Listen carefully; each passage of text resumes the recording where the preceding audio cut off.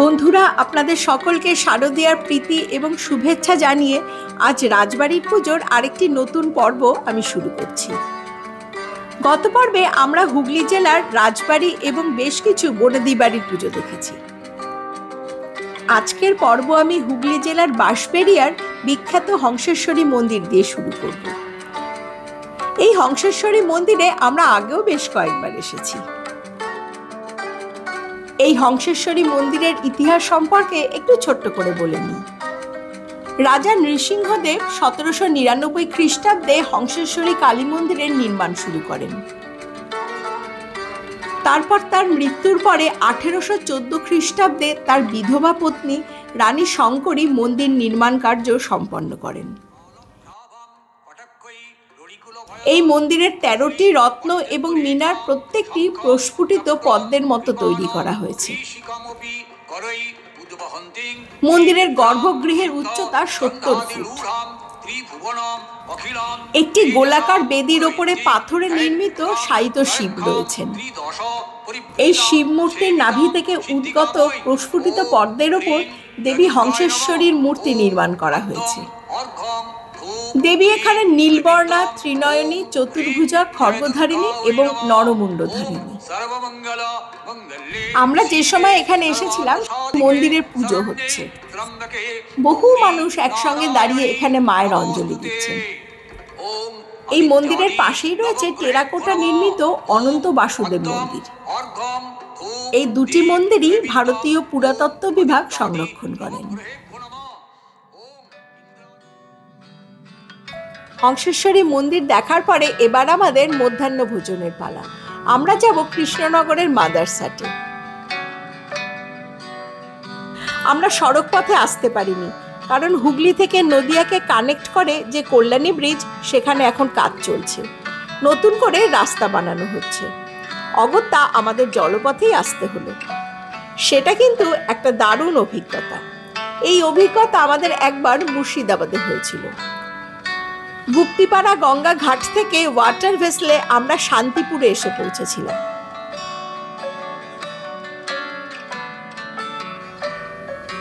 যেতে যেতে রাস্তার দুধারে বিশাল কলা বাগান চোখে পড়ল।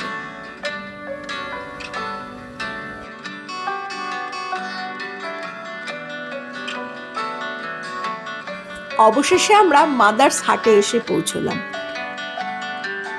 আমাদের প্রত্যেকেরই ভীষণ খিদে পেয়েছে। এই মাদার্স হাট এখন বাংলার সবথেকে বড় ফুড কোর্ট। আর এই সেকশনটা এবার নতুন খুলেছে। জায়গাটা বিশাল বড়, বেশ একটা গ্র্যান্ড ব্যাপার স্যাপার রয়েছে। ভেতরটা একদম ভিড়ে ঠাসা, তবে ম্যানেজমেন্ট এখানে খুব ভালো এবং ভীষণ সিস্টেমেটিক। টোকেন নাম্বার অনুযায়ী সকলকে ঢোকানো হচ্ছে। সকাল থেকে রাজবাড়ির পুজো দেখতে দেখতে আমাদের এখন কিন্তু বেশ খিদে পেয়ে গেছে। আর এবার পুজো উপলক্ষে মেনুও দুর্দান্ত, আর প্রত্যেকটি রান্নার খাবারের স্বাদ একেবারে অতুলনীয়।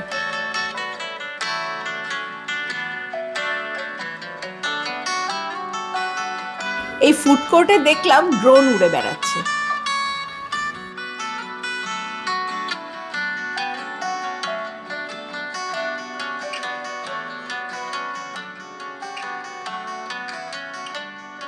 খাওয়া দাওয়ার পরে আমরা এবার চলে গেলাম কৃষ্ণনগর রাজবাড়িতে। আমরা গতবারও এখানে এসেছিলাম, দশমীতে রানীমার সঙ্গে সিঁদুর খেলেছিলাম। কৃষ্ণনগর রাজবাড়ি নিয়ে এর আগেও আমি একটা ডিটেলসে ব্লগ পোস্ট করেছিলাম। সেটার লিঙ্ক আমি ডেসক্রিপশন সেকশনে দিয়ে দেবো, আপনারা চাইলে সেটা দেখতে পারেন।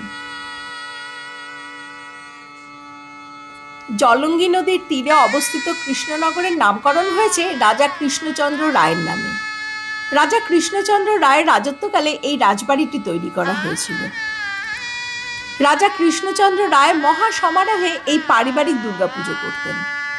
তিনি প্রথম সর্বসাধারণের মধ্যে দুর্গা উৎসবের প্রচলন করেন, যা পরবর্তীকালে সার্বজনীন পুজোর পরিচিতি পায়। এবার বিকেলে এসেছি, তাই পুজো শেষ হয়ে গেছে। পরিবারের কারোরই এদিন দেখা পাইনি।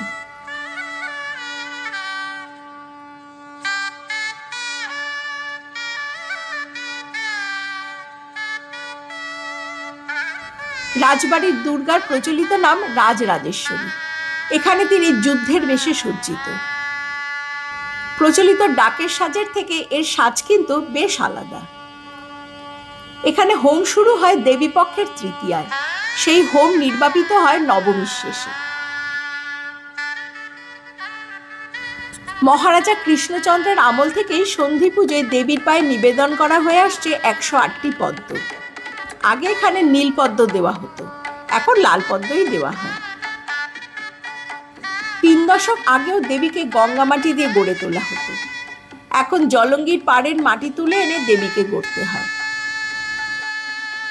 বংশানুক্রমিকভাবে প্রতিমা তৈরির কাজ করে আসছেন কৃষ্ণনগরের পালপাড়ার মৃৎশিল্পীরা। দেবী যোদ্ধা বেশি, ঘটকমুখী সিংহের ওপরে আসীনা। 11 শতাব্দীতে রাজা কংসনারায়ণ দেবীর যে রণংদেহী মূর্তির আরাধনা করতেন, কৃষ্ণচন্দ্র সেই ভাবনায় অনুপ্রাণিত। রাজবাড়ির আনাচে কানাচে আজও ছড়িয়ে ছিটিয়ে আছে ঐতিহাসিক নিদর্শন। সবচেয়ে আকর্ষণীয় হলো এর ঠাকুর দালান। রাজকীয়তার ছাপ আজও বহন করে চলেছে পূজা মণ্ডপের থাম, খিলান এবং ঝাড়বাতিগুলো।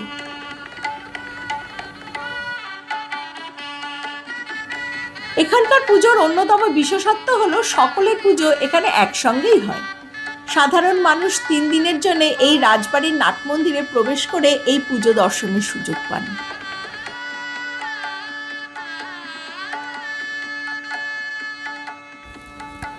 হুগলি এবং নদিয়া জেলার এই সমস্ত বিখ্যাত ঐতিহ্যবাহী রাজবাড়ির পুজো এবং বনেদি বাড়ির পুজো দেখে এবার আমাদের বাড়ি ফেরার পালা।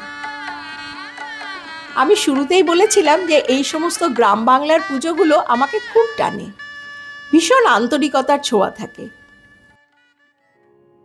তাই প্রতি বছরই চেষ্টা করি পুজোর অন্তত একটা দিন এই সমস্ত ঐতিহ্যবাহী পুজোগুলোতে এসে প্রাণ ভরে আনন্দ করতে এবং সেগুলো আপনাদের সঙ্গে ভাগ করে নিতে।